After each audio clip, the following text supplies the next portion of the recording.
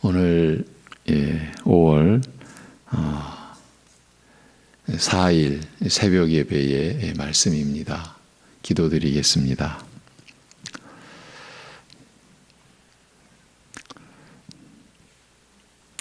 무지의 어두움과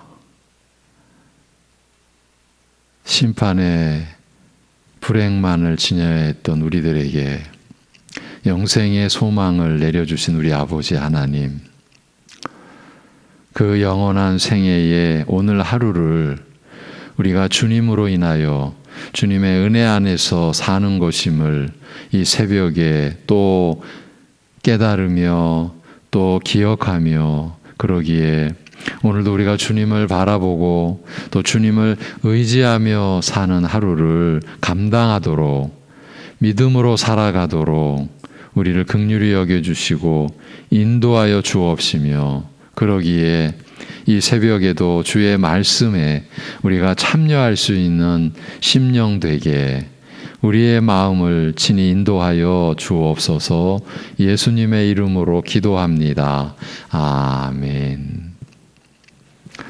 데살로니가 전서 5장 19절에서 22절입니다. 데살로니가 전서 5장 19절에서 22절 같이 보시겠습니다. 다 같이. 성령을 소멸하지 말며 예언을 멸시하지 말고 범사에 헤아려 좋은 것을 취하고 악은 어떤 모양이라도 버리라. 아멘. 이 성령을 소멸하지 말며 예언을 멸시하지 말고, 이 구절에 대한 해석을 놓고서 멀리 베드로 후서부터 해서 고린도 전서까지를 돌아보고 왔습니다. 특히 고린도 전서 12장에서 14장은 예전부터 꼭 나누고 싶었던 내용들이었는데 이참에 대략적으로라도 살피고 왔습니다. 언젠가는 주일에도 아니면 수요 예배를 통해서도 다시 봐야 될 것입니다. 왜냐하면 더 많은 우리 가족들이, 교인들이 접해야 할 말씀이기 때문입니다. 우리가 그렇게 대략 살피고 왔다라는 것으로 끝난 것은 아니라고 봅니다. 앞으로도 더 살피고 더 말씀을 찬찬히 연구하는 작업이 계속되어져야 하리라고 봅니다. 특히 뜻모를 말을 계속하며 그것이 성경의 방언으로 믿어왔던 분들에게는 큰 충격이 되었을 것입니다. 많은 이야기 중에서 한 가지만 짚어드리면 뜻모를 말로 하나님께 기도한다라는 것이 어떻게 기도로 성립이 된다고 여길 수 있느냐는 겁니다. 하나님과 비밀스러운 교통을 한다고 여기게 했던 고린도 전서 14장의 본문을 이번 기회에 살피면서 우리가 확인한 사실은 그동안 우리가 철저히 속고 있었다라는 점 아니었습니까? 무엇보다도 중요한 것은 우리는 하나님께 비밀을 간직할 수 있는 존재가 못 된다는 점입니다. 다 알고 계시기 때문입니다. 우리 자신조차 자기 자신에 대해서 모르는 것까지도 하나님은 알고 계십니다. 그런데 무슨 비밀이 있겠습니까? 아니면 하나님의 비밀에 관한 것이라고요? 골로새서에서 이미 밝혀진 대로 하나님의 영원한 작정과 섭리 속에서 감추어졌던 비밀은 오직 이것입니다. 이 비밀은 만세와 만대로부터 감추어졌던 것인데 이제는 그의 성도들에게 나타났고 하나님이 그들로 하여금 이 비밀의 영광이 이방인 가운데 얼마나 풍성한지를 알게 하려 하심이라. 이 비밀은 너희 안에 계신 그리스도니 곧 영광의 소망이니라고 하였습니다. 그런데 우리가 무슨 비밀을 가졌다고? 아니면 우리가 어떻게 하나님의 비밀에 참여한다고? 하나님과 영으로 그 비밀을 나눈다고 할 수 있겠습니까? 앞에서도 이미 언급했었지만 우리는 결코 그런 존재가 못 됩니다. 그러나 소위 거짓 방언을 참 방언이라고 믿는 이들은 자신들의 방언이 자신들이 하나님과 그렇게 비밀스러운 교통을 할 수 있는 자격을 주었다. 우리는 자격받은 자들이다. 이렇게 달리 말하면 그 방언이야말로 자신들이 그런 자격을 부여받은 증거라고 서슴없이 주장들을 합니다. 그러므로 내려놓을 수가 없게 되어 있는 겁니다. 포기를 못하고 못 버리는 겁니다. 이런 점들과 관련된 참된 신앙을 열망하는 신자들이 꼭 기억하고 있어야 할 구절을 제시해 드립니다. 고린도전서 4장 6절입니다. 형제들아, 내가 너희를 위하여 이 일에 나와 아볼로를 들어서 본을 보였으니 이는 너희로 하여금 기록된 말씀 밖으로 넘어가지 말라 한 것을 우리에게서 배워 서로 대적하여 교만한 마음을 가지게 말게 하려 함이라. 장로 교회의 신학과 교리의 기초를 제공해 주는 본문이라고 할 수 있는 구절입니다. 이 구절을 통해서 바울 사도 일행이 권고하는 내용은 기록된 말씀 밖으로 넘어가지 말라 한 것을 우리에게서 배우라는 것입니다. 그리하여 서로 대적하여 교만한 마음을 가지지 말라라는 것입니다. 이 구절에서 직접적으로 제시하는 교훈은 기록된 말씀 밖으로 넘어가게 되면 서로 대적하는 상황이 벌어지면서 교만한 마음을 갖게 된다는 것입니다. 우리 시대가 이 거짓 방언으로 인하여 경험한 사태가 이 본문에서 이미 제시되어 있었던 것입니다. 그러니까 기록된 말씀으로 보자면 거짓 방언이 확실한데 이 기록된 말씀 밖으로 넘어가서 자신은 결코 거짓 것이 아닌 참 것을 갖고 있다고 고집하는 상태는 교만한 마음에 지배를 당하고 있는 처지인 것입니다. 오늘 본문이 속해 있는 데살로니가전서 5장의 맥락을 이제 간략하게 돌아보면서 또 계속해서 나아가 보겠습니다. 바울 사도는 이 5장 1절에서 때와 시기에 관하여는 너희에게 쓸 것이 없음은이라고 하면서 다음 절에서 주의 날이 밤에 도둑같이 이를 줄을 너희 자신이 자세히 알기 때문이라고 합니다. 우리가 본받아야 할 데살로니가 교인들의 믿음을 이렇게 다시 한번 확인해 준 겁니다. 그리고 6절에서 그러므로 우리는 다른 이들과 같이 자지 말고 오직 깨어 정신을 차릴지라고 하고 나서는 우리 주 예수 그리스도께서 그리하셔야 할, 즉 다시 오셔야 할 궁극적 목적을 또 밝혀주었습니다. 9절 10절 하나님이 우리를 세우심은 노하심에 이르게 하심이 아니요 오직 우리 주 예수 그리스도로 말미암아 구원을 받게 하심이라. 예수께서 우리를 위하여 죽으사 우리로 하여금 깨어있든지 자든지 자기와 함께 살게 하려 하셨느니라. 그러니까 예수 그리스도께서 다시 오시리라는 것은 예수께서 우리를 위하여 죽으사 우리로 하여금 깨어있든지 자든지 자기와 함께 살게 하려 하셨느니라고 하는 말씀을 이루시기 위한 것이라는 뜻입니다. 달리 표현하면 이 일이야말로 우리로 하여금 오직 우리 주 예수 그리스도로 말미암아 구원을 받게 하심이라고 하신 뜻을 성취하기 위한 것이라는 말입니다. 그러니까 성자 예수님이 성부 하나님의 뜻을 이루시는 것이 우리가 받는 구원, 성자께서 성부의 뜻을 이루시는 것이 우리가 받는 구원인 거예요. 도대체 우리가 무엇이 간돼? 아버지의 뜻을 따라 아들이 이루시는 일이 우리의 구원이 되는 겁니까? 그만큼 여러분이 하나님께 존귀한 존재로 그렇게 여김을 받는다라는 뜻이 아니겠습니까? 그 뜻을 이루시고자 예수님이 우리를 위하여 죽으사 우리로 하여금 죽든지 살든지 자기와 함께 살게 하려 하신 것이 성경에 계시된 구속사의 궁극적 목적이며 이를 성취하기 위해서 다시 오신다고 말씀하시는 겁니다. 그래서 이 5장을 염두에 두고 지난주 나흘 동안 종말과 오늘 영원과 하루라는 표제의 말씀을 묵상하며 나누었던 것입니다. 그렇다면 예수께서 우리를 위하여 죽으사 우리로 하여금 깨어있든지 자든지 자기와 함께 살게 하려 하셨느니라고 하신 말씀을 따라서 살아가는 방식, 곧 우리 신자가 지금 우리가 살아있죠. 깨어서 예수님과 함께 이 살아가는 모습이 어떠해야 하리라고 하는 겁니까? 예수님과 함께 살아가는 삶은 어떤 삶이냐? 바로 11절에 그러므로 피차 권면하고 서로 덕을 세우기를 너희가 하는 것 같이 하라라고 합니다. 여기 서로 덕을 세우기를 너희가 하는 것 같이 하라라고 하는 내용이 원문상으로 참 어려운 표현입니다. 그래서 데살로니가 교인들이 하고 있던 대로 피차 권면하고 서로를 세우라. 우리는 이렇게 정리를 했습니다. 서로를 세우라. 예수님과 함께 살아가는 구체적인 삶의 방식이 다른 것이 아니라 우리 신자들이 피차 권면하고 서로를 세우는 것입니다.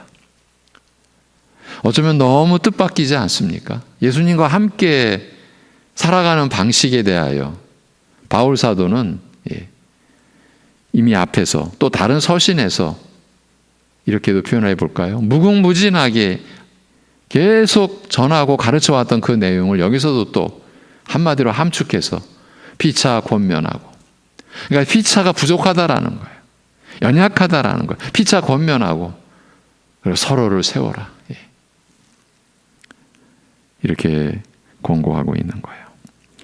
예수님과 함께 살아가는 구체적인 삶의 방식이 다른 것이 아니라 우리가 신자들이라면, 우리가 성도들이라면, 우리가 하나님의 사람들이라면, 하나님의 자녀들이라면 피차 권면하고 서로를 세우는 것입니다.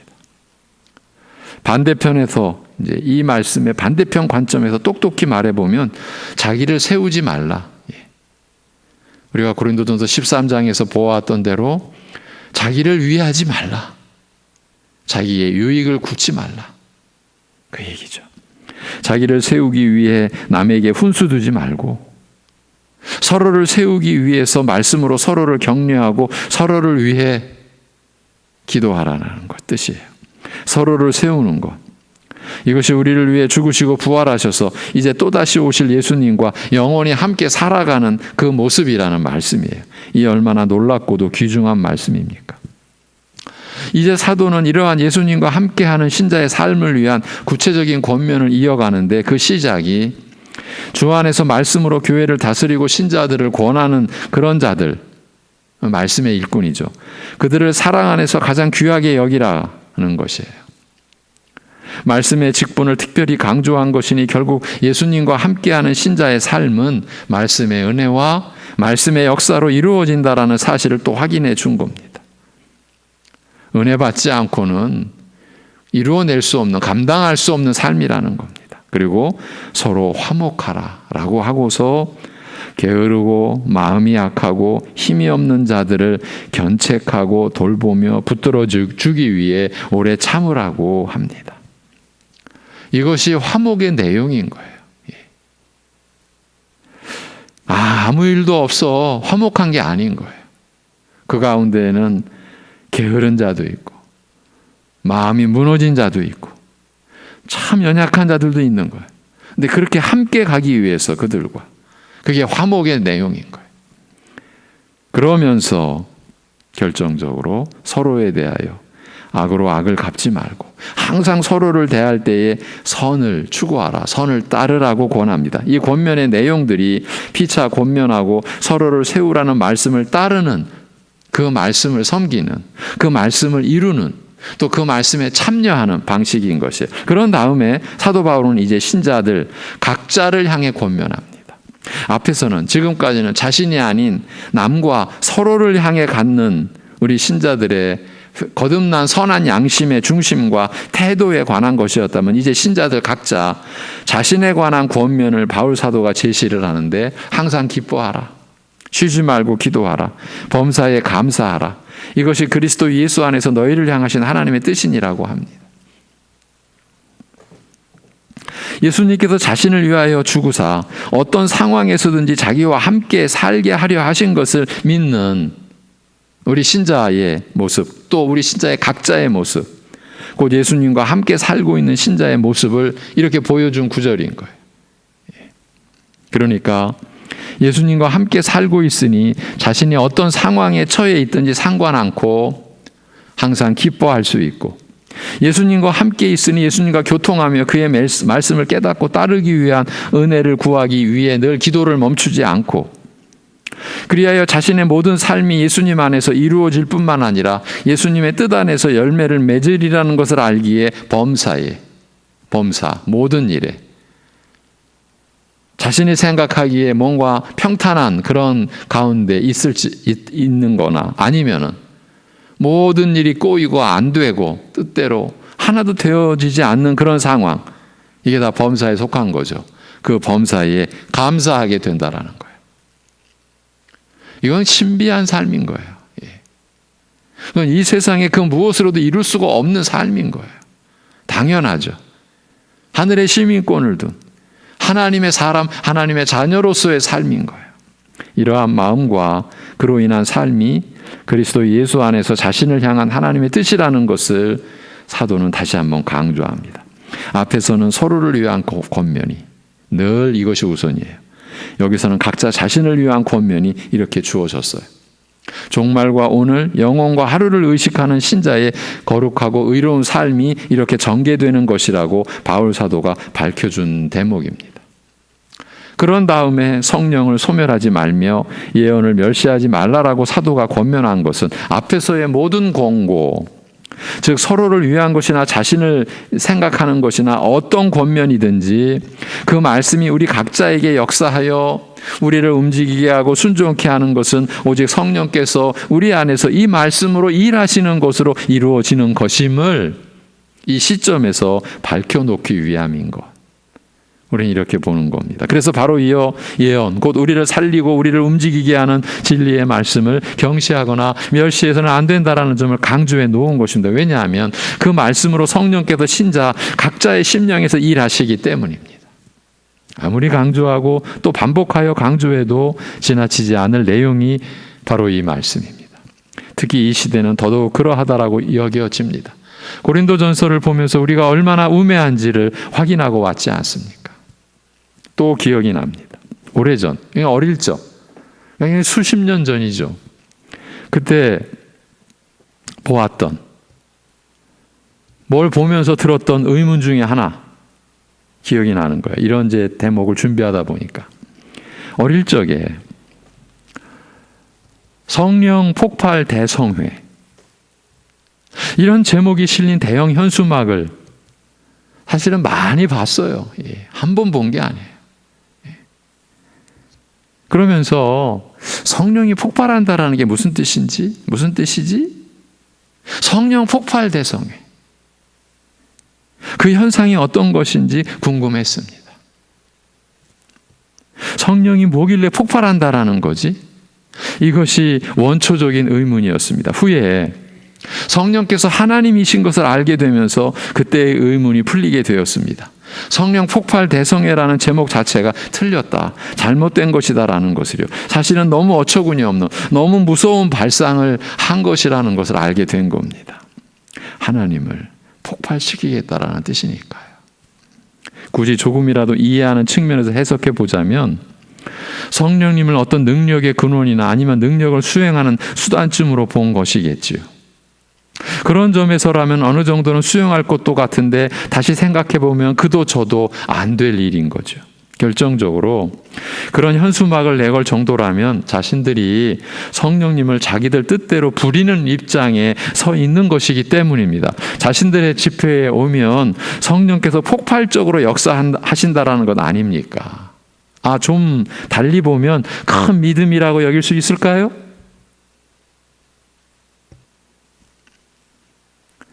입을 크게 벌려 부르짖으라. 그러면 채우신다. 그러면 입을 크게 벌리고 부르짖자. 그러면 채워주신다. 그런 뜻으로 하신 말씀일까요? 과연 그럴까요? 처음부터 그 발상 자체가 어긋난 겁니다. 그러니 아무리 확신의 차이 있어도 그것은 믿음에서 떠난 자기들의 굳이 붙이자면 자기들의 신념이라고 할까요? 인간적 신념이 불과한 거예요. 그래서 자기들의 거짓 주장에 불과한 거예요. 오늘도 서두에 그 거짓 방언에 대해서 얘기했지만 이 거짓 주장, 그 거짓 방언이 거짓 주장인 그 내용이 뭐냐 하면 자기들은 하나님과 더 깊은 그런 걸 체험해 보지 못한 사람들은 알 수 없는 더 깊은 영역에 자기 들어갔다라는 거예요. 근데 들어갔는데 말씀을 넘어서 버렸어요. 기록된 말씀 밖으로 나가 버렸어요. 그래 놓고 자기네들은 하나님과 정말 교통한다. 이거는 맛본 자만이 안다. 자기들만은 체험했다. 하나님과의 그 깊은 교통을. 여러분, 이게 총체적으로 속는 건데, 그리고요, 사단이 이제 그런 가운데 들어간 사람들에게 이제 뭔가를 또 맛보게 해 줍니다. 성령의 역사가 아니라 사탄의 역사. 그래서 실제적인 증거 같은 게 막 있거든요. 그런 거짓 뭘로 기도했더니 뭐 이런 역사가 무슨 초자연적인 무슨 역사가 뭐 삶에서 뭔가 막 풀리는 것 같고, 그러면서 저들은 늘 충만하다라고 여기는 겁니다. 그런데 그것이 교만이거든요. 기록된 말씀 밖으로 넘어간 상태에서 총체적으로 지금 교만한 거예요. 자기가 하나님을 지금 판단하고 하나님과의 관계를 자기가 설정하고 있는 거예요. 그래서 자기 마음속에서 일어나는 그 무한한 뭔가를 이게 충만이다. 하나님이 내 안에도 충만하다. 이게 다 자기들의 그냥 거짓 것인데 그게 속아서 수십 년 아니면 평생을 그렇게 그리고 자기들만 누리는 게 아니라 그것을 동네방네 떠들면서 이게 신앙생활이다. 말씀을 지금 벗어난 상태인데.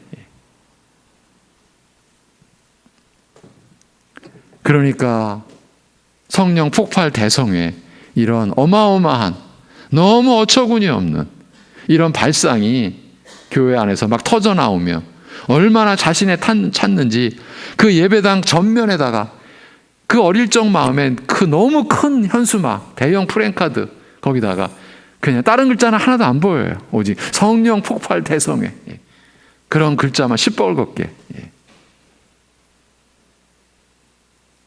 우리가 무슨 일을 하는지도 모르게 그렇게 해왔어요.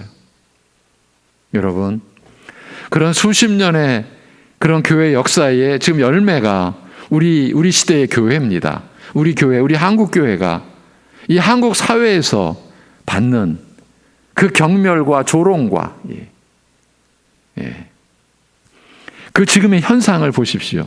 우리가 옳게 가니까 핍박받는 겁니까? 그렇게 또 갑니다. 이건 다 핍박이라고. 그러니까 거짓이 거짓을 낳고요. 계속 자기들을 감추고 포장하고 위장하기 위한 형태로 계속 끝없이 가는 겁니다.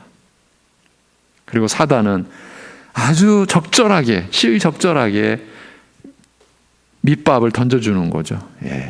그리고 그래 이게 맞아. 이게 하나님의 역사야. 이게 은혜야. 다 자기들로 충만하거든요. 자기밖에는 되는 게 없어요. 그런데도 그게 하나님과의 충만한 관계라고. 기록된 말씀 밖을 나가서 자기들 마음대로 지금 하고 있는데 그 한 증거로 제가 어릴 적 성령 폭발 대성회 우리 집회에 오면 성령께서 폭발적으로 역사하신다. 누구 마음대로. 주권이 누구에게 있는 거예요. 하나님의 주권적 역사를 자기들이 다 가져와서 물론 저도 그 안에 포함되어 있었던 한 사람이었고 돌이켜야 된다라는 거죠. 말씀에 따른 믿음이라면 성령님을 그렇게 여길 수 없는 법이에요. 우리가 지금 사는 자체가 성령님의 빚진 자로 살아가는데 우리가 죄를 깨닫는 것에서부터 그리고 그리스도를 알고 믿는 것에서부터 이 모든 게 성령님의 역사인데 가장 절대적인 역사인데 저들은 기록된 말씀을 넘어선 위치에 서 있으면서도 자신들의 그 무서운 실상을 모르고 있는 거예요. 이렇게 말하는 저나 우리가 그렇다면 온전히 기록된 말씀 안에 있느냐 그런 의미는 아니에요. 워낙 기록된 말씀 밖에서의 우리의 모습이 워낙 많았기 때문에 계속 여러분에게 점검해드리고 확인해드리고 그리고 또 우리에게로 돌아오는 거예요. 우리를 살피는 거예요. 우리는 그러면 기록된 말씀으로 기도하고 기록된 말씀으로 살아가느냐? 여러분, 지금 이 교회 안에서 자유롭게 신앙생활 한다라고 하는 그 내용 중에 참 아픈 이야기는 기록된 말씀 밖에 나가서 우리 자유롭게 신앙생활 하자. 이제 그 말이 또 어떻게 바뀌느냐 하면 신학과 교리를 벗어야 성경 말씀이 제대로 보인다. 이런 망발을, 너무 어처구니 없는 그 거짓을, 그런데 그런 이제 얘기를 들으면요, 가슴이 막 울렁거리듯이, 그래, 그런 자유로운 신앙이 있어. 그렇게 자유롭게, 뭐 이렇게 하라 저렇게 하라 상관없이 내가 하고 싶은 대로. 여러분, 그게 신앙생활입니까? 근데 그렇게들 한단 말이에요. 우리도 그래 왔었고,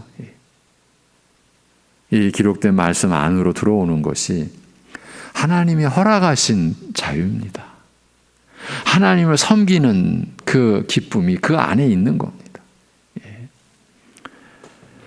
우리가 끝까지 경계하고 또 경계해야 할 거짓 신앙인 것입니다. 우리가 잊어서는 안 될 것은 기록된 말씀으로 성령께서 우리 안에서 역사하신다라는 점이에요. 그래서 성령과 그 사역을 오해해서도 안 되고 예언의 말씀, 곧 기록된 성경의 말씀을 벗어나서도 안 되는 것입니다. 이런 맥락에서 이제 오늘 본문 마지막 21, 22절 범사에 헤아려 좋은 것을 취하고 악은 어떤 모양이라도 버리라는 말씀이 주어졌어요. 바울 사도의 데살로니가 전서에서의 마지막 권면이라고 볼 수 있어요. 뒤에 서신을 마무리하는 부분이 이어지고 있긴 합니다만 본절이 21, 22절이 서신의 본론으로서는 최종 권고의 내용이에요. 어찌 보면 좀 평범한 느낌이 들게 하는 권고의 내용이에요. 범사에 헤아려 좋은 것을 취하고 악은 어떤 모양이라도 버리라. 너무 평이한 것 같이 느껴질 수도 있다라는 뜻이에요. 그래서 그냥 넘어갈 수도 있게끔 보인다. 이렇게까지도 볼 수 있어요. 너무 평이하게. 범사에 헤아려 좋은 것을 취하고 악은 어떤 모양이라도 버리라. 그냥 고개 한번 끄덕거리고 좋은 말이네. 이렇게 넘어갈 수도 있다라는 그런 이제 느낌을 말씀을 드린 거예요. 이런 점에서 우리는 더 경각심을 갖고 이 본문을 보아야 하리라고 여겨집니다. 이 본론의 최종 결론으로 권고로 이 내용을 제시한 사도의 그 의도 또 하나님의 허락하신 그 뜻을 우리는 좀 더 경각심을 가지고 보아야 하리라. 다음 시간에 바로 그런 이제 관점에서 이 구절을 우리가 살펴보도록 하겠습니다. 기도하겠습니다. 하나님 아버지, 우리가 자식에게 썩을 음식을 주지 않는 것은 썩을 음식이 몸을 상하게 한다라고 하는 이 너무 상식적인 이것조차도 우리가 신앙 안에서 얼마나 허물어져 있는 모습인지 우리 자신을 돌아보게 하여 주심에 감사합니다. 하나님 아버지, 우리 시대의 교회와 우리 교회의 이 부패하고 연약함을 우리가 짚어가는 것이 곧 우리 자신을 지금 짚어가고 있는 것임을 잊지 않도록 우리를 경계하여 주시고 우리를 간섭하여 주시옵소서. 기록된 말씀 밖으로 넘어가서 마음대로 가르치는 자나 가르침을 받는 자나 그것이 하나님의 뜻인 줄로 그렇게 단정해버리고 그렇게 너무 용감하게 그렇게 전하고 가르치는 그 속에서 우리가 그야말로 향방 없는 결국은 생명 없는 그러한 거짓 말씀, 거짓 신앙에 우리가 얼마나 휘둘려 왔고 우리 스스로가 얼마나 헤매어 왔는지 하나님께서 우리로 하여금 말씀으로 돌아와 말씀의 본뜻, 하나님의 본뜻, 하나님의 본 마음에 우리 자신을 계속해서 이어주시고 연결시켜주시고 우리를 이끄시는 하나님의 그 뜻에 우리가 매이고 그 뜻을 붙들고 그래서 진정 그리스도 안에서 우리에게 주어진 자유의 개념을 알고 우리가 자유롭게 주님 안에서 주님을 섬기며 살아가는 그 형태와 그 삶을 가르쳐 주시옵소서. 성령께서 말씀을 통해서 가르쳐 주시는 그 삶을 살게 하여 주시옵소서. 남들이 못 가진 건 나는 가졌다라고 하는 벌써 거기서부터 나오는 그 잘못, 그 거짓, 그 교만이 우리를 얼마나 부패케 하고 우리를 얼마나 썩게 하고 나만이 썩는 게 아니라 독을 마신 나로 인해서 내 가족이나 내 이웃들이 그 독에 취하고 죽어갈 수 있다라고 하는 그 무서운 경계심을 우리가 가질 수 있게 하여 주옵소서. 어찌 우리가 하나님 앞에서 그렇게도 교만할 수 있었는지, 교만할 수 있는지, 그래서 우리 자신을 또 돌아보고 또 경계하고 주님 앞에 엎드릴 수 있고 주님의 은혜를 간절히, 그야말로 간절히 주님의 은혜를 구할 수 있는 심령으로 우리가 오늘도 주님 안에서 있음을, 그래서 주님의 말씀으로 살고 주님의 능력을 힘입어 사는 것처럼 그런 모습, 그런 우리의 중심 나타내 보일 수 있는 오늘이 되게 인도하여 주시옵소서. 모든 것 주님께 의탁하오며 우리 주 예수 그리스도의 이름으로 기도하옵나이다. 아멘.